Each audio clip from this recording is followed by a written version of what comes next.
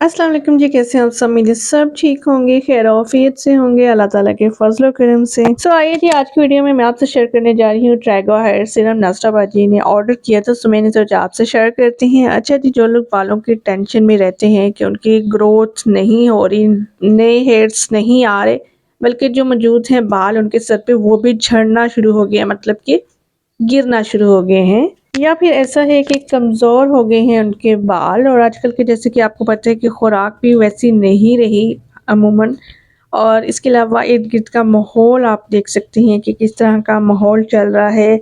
Vegetable ले लें, fruits ले लें, तो वो भी क्लीन होके नहीं आते, मार्केट में बहुत कम होता है। ऑर्गेनिक चीज़ें आपको जितनी अपने घर से मिल सकती हैं, उतनी कहीं से नहीं मिल सकती।